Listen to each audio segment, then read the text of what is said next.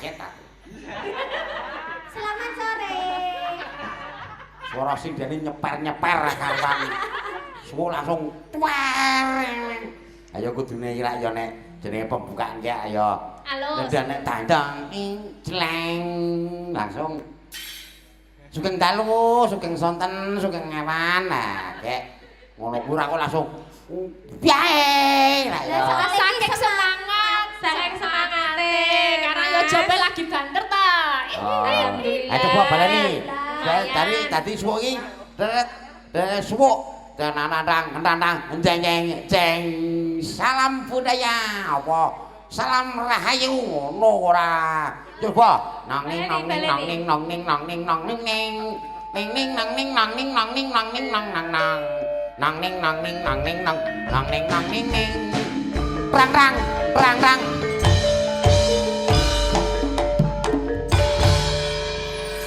Salam budaya, lestari budayaku.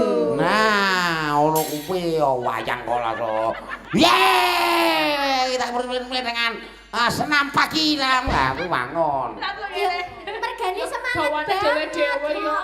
Wis ciri khasnya sing dari katane ngene iki lho, Mas. lah ya ciri khas kira ya sing coba gawe ciri khas Piye? sesuk pamane kan gawe ciri khas sing ngetren kira ya pamane tang jeng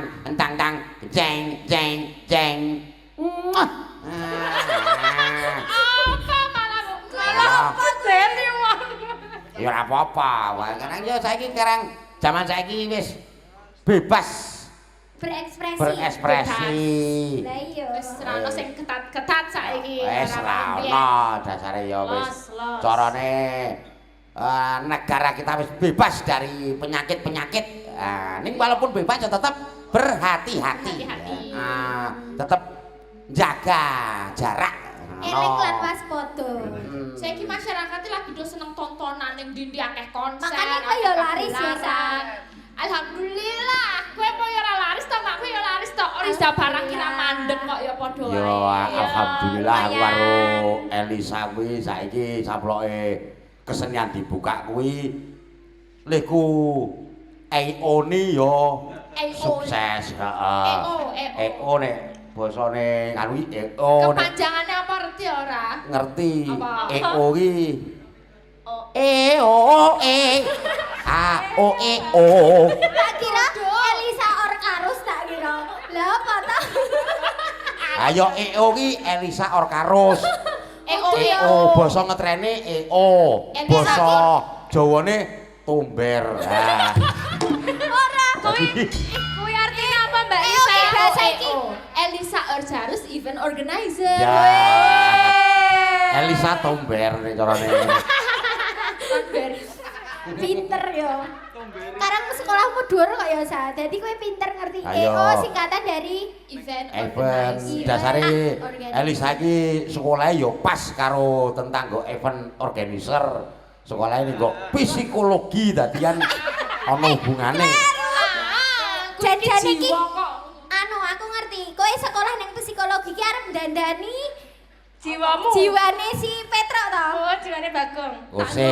Petro. Iki wah kowe iki ana gandeng cenenge. Ana hubungane antara kuliah ning psikologi karo ning marketing kuwi ana hubungane. Pokoke Apa? karo EO kuwi ana hubungane. Apa hubungannya? Lho, Hubungannya apa? ayo Lisa iki gawe supaya wong-wong iki do gelem nanggap wayang meneh. Kuwi ana gandeng ceneng karo psikologi. Mergane psikologine wong wingi-wingi kuwi wedi do nanggap wayang mergo ana rame-rame terus ndak kena virus.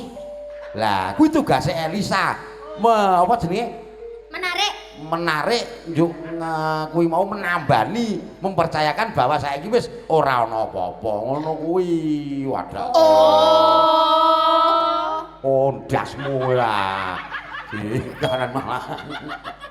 Ya pokoknya aku lagi seneng banget tapi yo piye yo lek manajemen benak dhewe kekeselen ngono lho. Ya yo kudune dibagi kaya gareng karo Oriza kuwi yo ditarik. Ditarik Gelem- piye? Tarik tambang. Ya ditarik bergabung karo awake dhewe golek konsumen.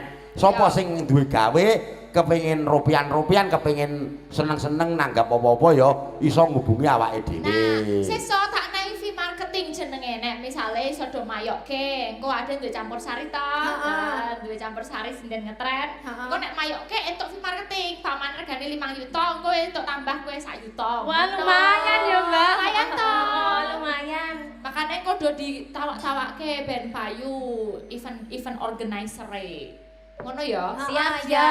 Lumayan untuk tambahan. Bagong, kok kowe iki lagi jedol ki nganti e? Saka ngene Pak RT. Pokoke tak goleki ya. Lah ngapa? Ayo ngurus perizinan to pajake. Perizinan. Lah iya to kabeh iki kudu golek izin to nek arep mengadakan seneng-seneng iki. Oh, Lah arep iya. apa to Mbak Siti? Anu aku arep nyupitke anakku. Saka se anakmu barep kae jenenge sapa kae? Wijang. Wijang. walah wis arep supet tak Wijang. urusane wae ngono Wijang ki biyen wis supet ning pulih meneh. Oh, hati di kok pindah Le motong kurang ngepok. Bisa ana turane malah pulih meneh. ra dadi berarti. Lah dadi nduk saiki dipokke. Ngono ngulur dhewe se. Bagong. Hmm. Jarene si Petro ki duwe IO to, dadi iso ngacarake acarane awake dhewe. Wah apa?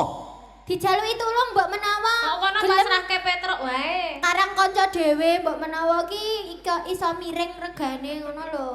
Truk. Ngene, Truk. Iki ra aku udakara ya sekitar 3 minggu kas lah apa setengah. Sasi kas ki ra aku arep duwe gawe nyupetke si ponakanmu Wijang. Ngono. Ra ya wis gedhe tuwa. Ora apa-apa. Wingi ya wis tak gawane bong supet lek ngono wis gegedhean. Ngono to. Tak kon ngerok meneh. Oh iya. Men ketok cah cilik, aku kuwi kepengin nanggap si Mbah Waluya karo sapa? Mbak Puryanti. Purwanti. Puryanti apa Purwati? Purwanti. Purwanti, Gong. Purwati. Oh, Purwati apa Purwaceng? Wis lah. Nah, kuwi ngono kuwi. Nek ming kuwi beres nek ming kuwi wae. Kuwi penjalukan saka anakku Wijang. Oh. Mergo anakku Wijang kuwi lak ngefan karo jenenge Mbah Waluya karo Bu Purwati. Kuwi ngefan banget apa ndak dino tontonane kuwi kok. Nek ning kamar, kuwi sebelum turu nyetel YouTube Mbah Waluya. Wow. Kuwi nek sebelum turu sadurunge adus nyetel YouTube Mbah Purwanti. Oh. Dadi sono jatahe dhewe-dhewe. Oh iya. Saking ngefane ora ati. Heeh. Wong kuwi iso ta, Truk? Kok ora ngefans enam-enam ngono to, Mbak? Ben-ben apa-apa ngono kok. Aku ya ora ngerti, malah selerane ki tuwek-tuweke. Lah nek kowe iki selerane Bagong iki kaya ngono. Mergo anakku Wijang kuwi lak budaya. Budayane kenthel banget ngerti ora? Ngene iki kuwi banget kuwi uripe dienggo kesenian. Nek ora meking wegah wong. tolak ngono iso iki diatur ya kok karo Petro tak atur wae Nah, kepiye kuwi sak kowe iso to ngatur apa kuwi? Ngurusi kabeh iki tak pasrahke kowe. ora masalah gane iki kanca dhewe ya ora nganggo fee marketing dadine didiskon Wah iya. Wah, lumayan kuwi, Gong. Ning kowe ya kudu ngerti regane Mbah Waluya. Larang kok, Cuk. Ate kono Lisa kae. Sa, Mbah Waluya ki larang apa murah? ya lumayan nek nggo aku ya murah nek nggo kowe mbah paling ora ya 15 juta Kuwi lokal-lokalan kene 15 juta. heeh Gek duwe duit ora kowe, Gong? dede tenan Kok larang ya? Liyane Mbah. Larang. Iki Sing- lagi Mbak Dinggo anak Waluya. barep ki ya mbok sing Umpama ngene wae men. Bagong. Hmm. Kowe kan duwe manuk to. Ayo duwe kok aja kepiye nek kowe coco nek ora duwe. Maksudku ki ingon-ingon. Heeh, piye? Kae didol wae nggo mbayar Mbah Waluya. oh ini bar juara to manuke nek wis juara ngono kan larang regane kuwi didol wae Oh. Aning manukku mung dinyang 300 e. Mbah Waluya gelem ora 300. Ya ora, sik wingi kae jarene ana sik regane larang. Mati ngono kok. Oh. tapi Mbah Waluya ki ora angel kok garek rembuke mbok sakmono nek misale Berarti dijawab Mbah niki ontene sak menten ngono Bisa biasane dinyang ya? Ayo tak pasrahke kowe iso karo Petruk ya. Pak Butuhe Komen manut. oh iki masalah undangan ki tak tulis bintang tamu Mbah Walyo karo Ibu Purwati. Wes. gampang kuwi Wah, apian wis. kabeh kok. Iso Hmm. tak urus makane engko nganggo aku channelku wae. Oh ya sing anu Mbak Purwati sing ngubungi kowe tetep wang. Ya engko beres lah Petruk iku kenal banget tok kuwi mbiyen wis tau. Oh aku wis kerep karo Mbak Purwati iki wis kerep biyen. Aku kerep mlaku bareng. Ngono lho. Zaman durung corona biyen. Ya wis saiki nyanyi ora saiki. Ora saiki langsung diloske wae, Ya, goleki. diloske tak Saiki goleki kowe ya, ngurus tak- ya saya. ya, urusane